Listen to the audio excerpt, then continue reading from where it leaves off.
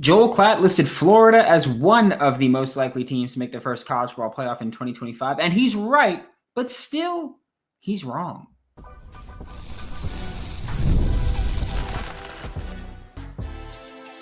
You are Locked On Gators, your daily podcast on the Florida Gators. Part of the Locked On Podcast Network, your team every day. Hello, and welcome back to another episode of Locked On Gators, part of the Locked On Podcast Network, your team every day. Thanks for making Locked On Gators your first listen of the day. Every day we are available daily and free, obviously on the podcast and on YouTube.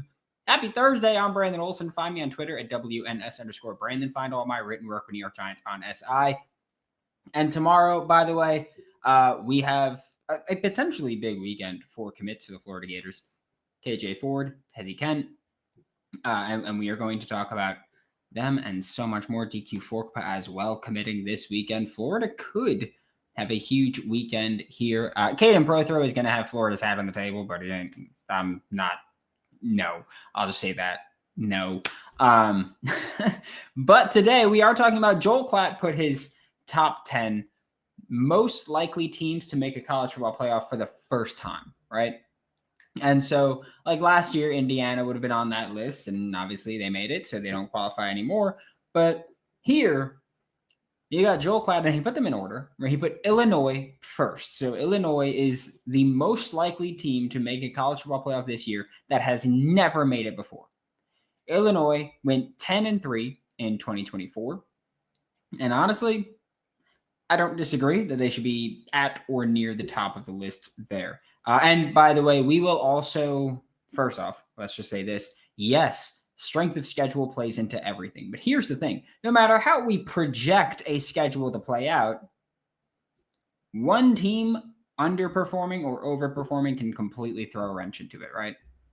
Like we could talk about, oh yeah, Florida has this tough schedule, but if Texas has a big fall off from Quinn to Arch, which shouldn't happen, but hypothetically, if Georgia has a big fall off from Carson to Stockton, probably not going to happen, but it could happen, right? And so, or let's say Florida State doesn't have a 4 to 6 win season this year. Let's say they go out there and they win 9 games again, 10 games even. Could completely change everything. That's just why I try not to harp too much on the strength of schedule, and I try to harp more on the roster and the talent there and the coaching stuff. And so Illinois, yeah, sure, they're going to have a not favorable schedule, but not incredibly difficult schedule. So they should be up there. Very good team. And I will say this for Illinois as well. I really enjoy that they just go out there and add players that fit their system. You know, they've always got the press man corners that are physical and just going to be really aggressive, and that's what they're doing. They're like, hey, we're going to play cover one the whole time. Beat us. So I like what they do. They seem to figure out offense a little bit. So Illinois, sure. And also we will go in depth on some more of these teams later. Ole Miss came in second place with a 10-3 record in 2024. I'm out. I'm going to sell that one. And I wasn't planning on doing like, oh, buy, sell, but I'm selling this one. I'm selling Ole Miss making the college football playoff this year, mostly because I think they're going to be worse than they were last year. South Carolina came in at third overall, 9-4 in 2024. And look, I'm torn on this one. I am very torn because I do think that they've got a pretty solid roster together. They got a ton of athletes just throughout the entire roster. They've done a good job of that. You know, they've had a few guys go to the league, and when they're in the NFL draft process, it's like, oh, they're big time athletes. Like they're gonna perform well at the combine, and great. But that hasn't translated to the level of success I think they were hoping for. 9-4 last year, overperformed my expectations. I also, frankly, just have a hard time buying in on Shane Beamer, someone that lost to Billy twice earlier in Billy's tenure at Florida. In the ways that he lost, I have a hard time buying on that one. I'm not going to lie. Miami, fourth overall, 10-3 in 2024. I'm selling this. I'll explain Miami more in depth later. Not saying they don't belong on the list, but I am saying they don't belong fourth on the list. Iowa, 8-5 in 2024. hard selling that one. I don't believe that they belong on this list, so I'm hard selling them. Missouri, also, it's important to note, a lot of these teams that we're talking about, like Iowa, has been pretty consistently successful, right? And I think that a lot of people like, we kind of lose this in the conversation of, oh, they've never made the playoffs before. And it's like, yeah, well, a lot of these teams, every one of these teams actually had the opportunity to make the 14 playoff every time until last year, the first time we had a 12-team playoff. So it's not like there's been a 12-team playoff for 5 years, 3 years, 2 years, and they've missed it. We've had one 12-team college football playoff. So like Iowa had plenty of years where they finished, 8th, 9th, 10th, or were in that range during the time when the college football playoff would have come out. And so Iowa, if we had the 12-team playoff 6 years ago, Iowa probably would have been able to find their way into it at some point, or we could say 7 or 8 years and go back a little bit further. But my point is just, we're talking about making or missing the 12-team playoff once and missing the 4-team playoff every other time, where it was obviously way more difficult. Missouri comes in at 6th, 10-3 in 2024, selling that one as well. I am selling them completely. I don't buy that one at all, if I'm being just completely honest about it. So yeah, I'm selling Missouri completely. 7 is USC. They went 7-6 in 2024. I'm kind of buying it. I just hate USC, so I don't want to buy it, but I do think that they've figured out a bit on the defensive side of the ball. But we'll see. I don't know. I feel like they're still right now just all hype and no substance right now. And so if that changes, then maybe, but I need to see it, honestly. Kansas State, 8th, 9-4 in 2024. Buying that one. I'm slamming that one. I'm buying it. Again, not saying that they are going to make it, but they shouldn't be 8th on this list. Kansas State should be top 3. That's it. And I think that's kind of how I feel about South Carolina. Of like, I'm not saying they shouldn't be on the list. I don't think they should be 3rd. I'm torn on it in terms of, who should make it or who's the most likely team to make it. But Kansas State, I have been very open about this. You can go back to the shows I was doing when Avery Johnson was still in high school. I'm all the way bought in on Avery Johnson. I think he's a really good college quarterback, specifically, maybe NFL prospect, but he's a really good college quarterback. So I'm all the way bought in on that and just their style of football. I enjoy watching Kansas State play. Number 9, Florida, 8-5 last year. Slam that mother trucker. That should be way, way higher for Florida. We'll talk about that in depth in the next segment. Nebraska, 7-6 in 2024. I'll buy it a bit. I don't think they should be 10th on this list. I think they should be higher. Part of that just comes from they have done a decent job of high school recruiting. They got Dylan Raiola there. And so more experience is just going to help them, right? The same selling point that we use for Florida. I think Florida's done it a lot better, but the same selling point of, they've done a good job recruiting. They've got a lot of young guys. If those guys develop, we're talking about college football playoff team. And look, like Florida absolutely deserve to be on this list. A lot of these schools deserve to be on this list. But Florida behind all of those schools,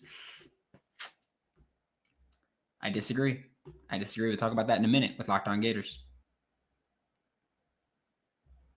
Summer sports are in full swing, and whether you're all about baseball under the lights, golf on the green, or high-stakes soccer action, FanDuel is the best way to make every game more exciting. You're already following the action, right? Why not make it a little more thrilling? With FanDuel, you can get in on the game while your friends are getting sunburned at the beach. I'm getting sunburned doing anything, really. That's just that's life as Brandon Olsen. Okay, I get sunburned doing anything.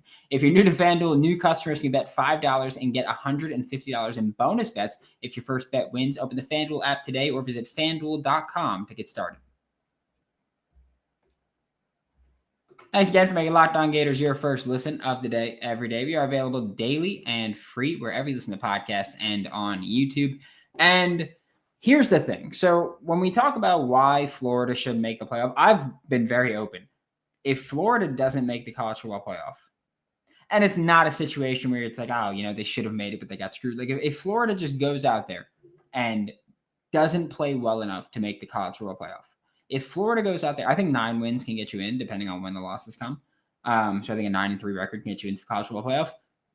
If Florida goes out there and wins 8 games in the regular season, that's a failure.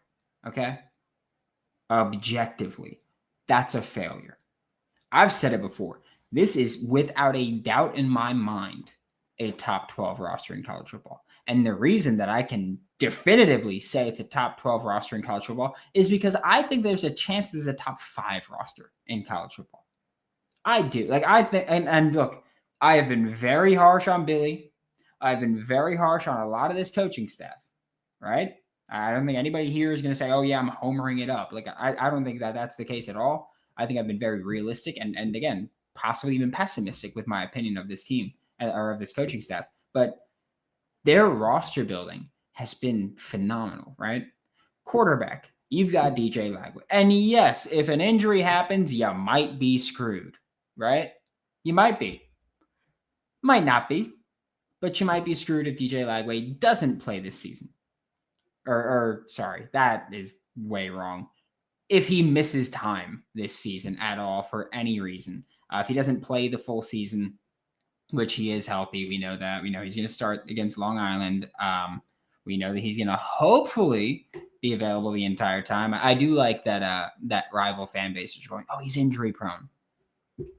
He's been 1 year of college ball, you dummy. What is that? So quarterback, you're good there. DJ Lagway, he's there. Running back room. I don't think I'd take any running back room in the country over Florida's. I don't. Like you go 5-6 deep, and I can't think of a room that's better than Florida. And look, obviously not all those guys are playing, but I'm talking about the roster building process. 5-6 deep, Florida's good. Receiver room, I'll absolutely give you the questions, right? Is Trey Wilson going to be healthy?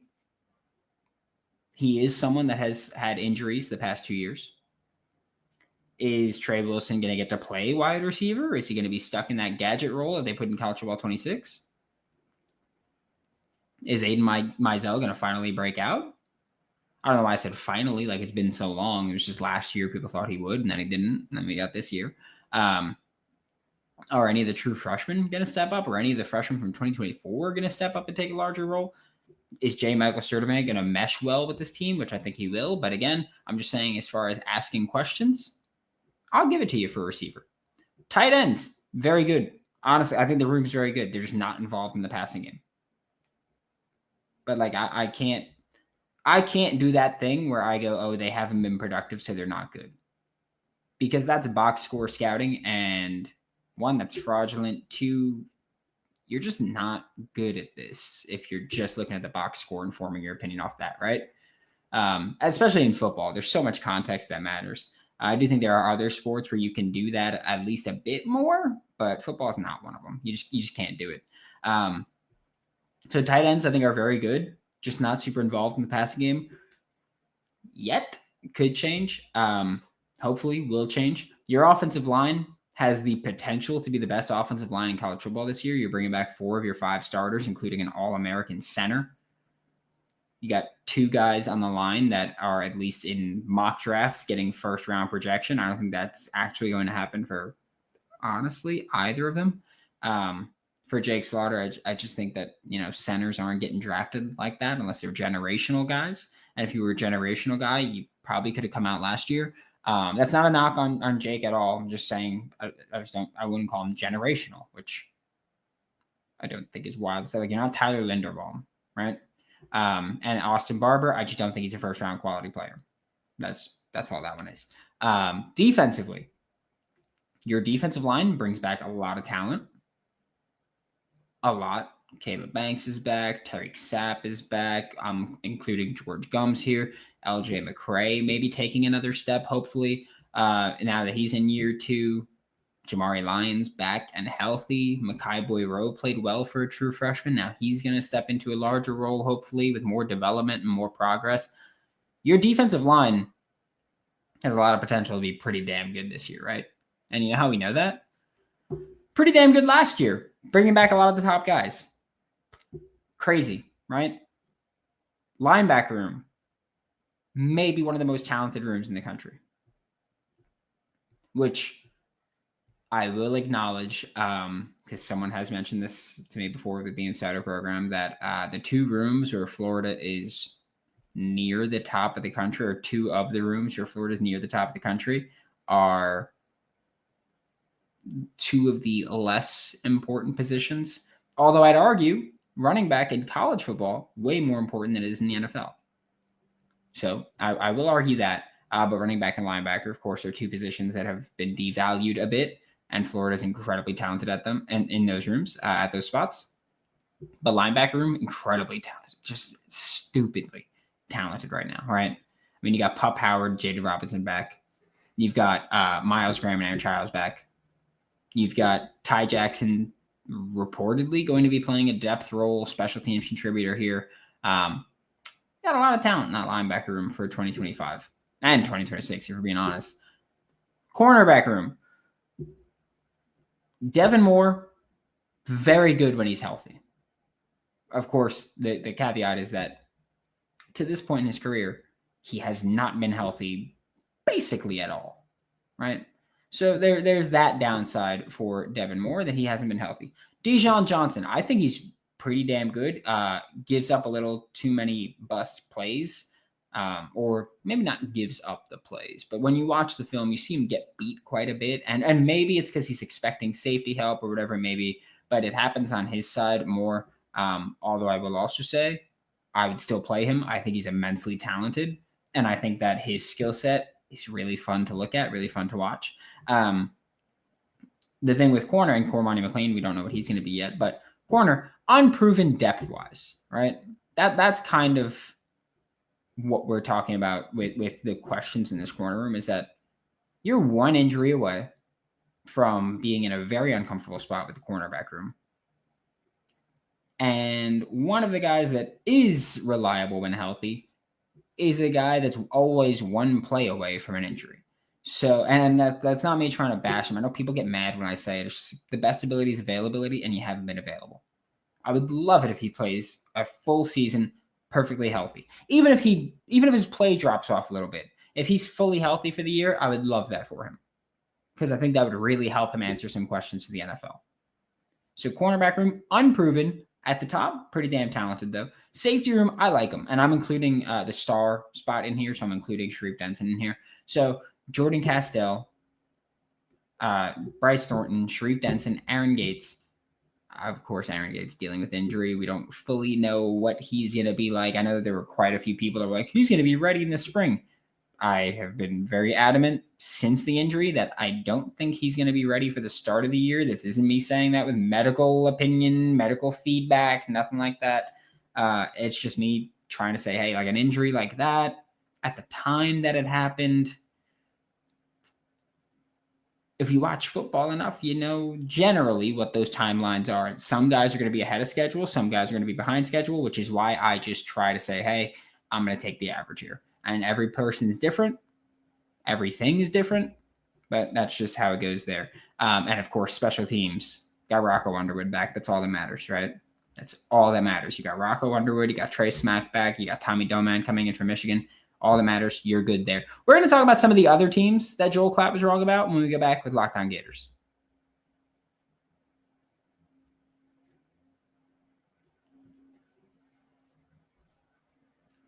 Thanks again for making Locked On Gators your first listen of the day, every day. We are available daily and free, wherever on the podcast and on YouTube. To wrap up today's show, we are talking about some of the teams that Joel Klatt was wrong about in his rankings of which teams that missed the college football playoff, or which teams that have never made the college football playoff are most likely to make it in 2025. Okay? And first off, we're not talking about every team here, right? We already went through the list. I gave my brief opinions on teams. Ole Miss was number 2 on the list, and I said I'm selling it. The reason that I'm selling it is very simple. That team last year was one of the most talented Ole Miss teams in a long time, and one of the most talented Lane Kiffin head coach teams that he's maybe ever had. I say one of. I'm not here to argue if it is the most or whatever, but one of the most talented Lane Kiffin teams he's ever had. And you still didn't do anything with it? Like, you still didn't make the college football playoff, despite having a first-round pick at quarterback, Jackson Dart. Despite having that, you didn't make it. Despite having Trey Harris, an elite receiver who had like 1,200 yards or something like that in 8 games, just absolutely dominated there. You had elite talent throughout, right? You went and you built an offensive line where I personally know some players that Lane Kiffin was pitching to before the 2024 season to say, hey, come play for my offense. Come play for my offensive line. In fact, I'll put it this way. I will put it exactly this way. Prior to the 2024 season, or I'll put it even this way differently, so it's more of a specific time there. After the 2023 season, I know for a fact that there was a certain head coach at Ole Miss and a certain starting quarterback at Ole Miss that were telling a Florida Gators offensive lineman, hey, come be my center. It wasn't Jake Slaughter. I say that. It wasn't Jake Slaughter. But after the 2023 season, Ole Miss was saying, hey, come play center for me. That player didn't go there, but they did have a tremendously talented offensive line because they went out there and they got the talent they needed. That defensive line was one of the most dominant defensive lines we've ever seen in college football. It was stupid. It was stupid how talented they were. Princely Umaga-Yellen, Jaden Ivey, Walter Nolan. They had J.J. Pegues was also running the ball. They had Suntarine Perkins is a monster out there. They had just dude after dude after dude in the front. They had, a second-round pick at corner in Trey Amos? And they did nothing with it. Absolutely nothing. And I'm supposed to think they lost all those guys. And then they're going to come back and be better? Because with that team, they were great, but they weren't great enough to make a college football playoff. And now without that team, I'm supposed to believe that they're going to make the college football playoff. Get the hell out of here. Come on now. Like, I just need to see it from, honestly, I need to see it from Lane more than I need to see it from the team. Because Ole Miss lost that Florida game, and part of it directly on Lane. Florida had stopped that J.J. Pegues carry, twice, and then went for it again.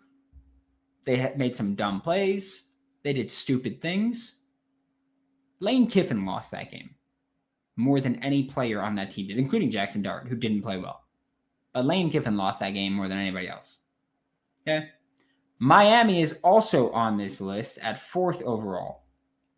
And again, it's not that I don't think they should be on this list. I just think they should be lower on the list, similar to the Ole Miss thing, although actually, let me backtrack that for a second. Not similar to the Ole Miss thing, because Ole Miss had an immensely talented offense and defense. And last year, Miami, only offense. And like a couple of guys. I'm a big fan of O.J. Frederick at corner. Loved what he did. Think that their defensive line can be better this year. But however, I think that trade-off comes with you've got a massive drop-off at quarterback from Cam Ward to Carson Beck. You do. That's just and I don't know why there's this thing with Miami fans. I think I hate Cam Ward and thought he was awful and all that. I go back. I was one saying he's going to be a higher NFL draft pick. I said if this game's week 8, I feel way more confident that Miami would win that game when it was Florida versus Miami last year. I just thought week 1 they'd have a little bit of a difficult time meshing well right away. I don't know why Miami fans were like, oh, you said this about Cam Ward. I have never disrespected that man in my life, and I never will. I've known Cam since he was that incarnate word before anybody gave a damn about him. I don't want to hear it. I think that you've got a massive drop-off, though, from Cam Ward to Carson Beck. Massive. Next is Iowa, which I kind of spoke about, where Iowa is just a team like I don't get it. I don't think that Iowa is as good defensively as they used to be. And while they are better offensively, I don't think it's enough to offset that drop-off defensively. And also, it kind of just feels like the rest of the Big Ten passed them up. Like, it feels like the way that Iowa handled the Big Ten transition was like, hey, I'm going to use just like overall numbers here, like a video game. Like, hey, we're an 84 overall, and we're fourth in the Big Ten. And then, USC came in, and Washington came in, and a bunch of teams came in. Oregon came in. And Iowa was like, hey, we're still an 84 overall. But now we're the 8th team in the Big Ten. Like they took that big drop off. They didn't get worse. I just think they got passed up by better teams. And I think that's really tough for them because they're not winning the conference. So they're going to have to make it as an outright bid or at large bid, whatever. That's going to happen this year, to be honest. Missouri is the final team that we're talking about. And Missouri didn't make it last year with a pretty solid roster. Lost quarterback Brady Cook. And now they have Bo Perbula, Penn State's backup. So Missouri with a inexperienced Penn State backup that's very unproven. And losing key players, most notably Luther Burden III. And I'm supposed to believe that now they're making the college football playoff? Yeah. No, I'm good on that one. I'm not buying Missouri at all. I'm selling that one hardcore. Thanks for making Locked On Gators your first listen of the day. Every day we are available daily and free. Every single podcast and on YouTube. We will be back tomorrow at the absolute latest to talk about the Florida Gators recruiting weekend coming up. For Locked On Gators, I'm Brandon Olsen. Don't forget to follow me on Twitter at WNS_Brandon. Find all my written work with New York Giants on SI, and I'll see you all next time.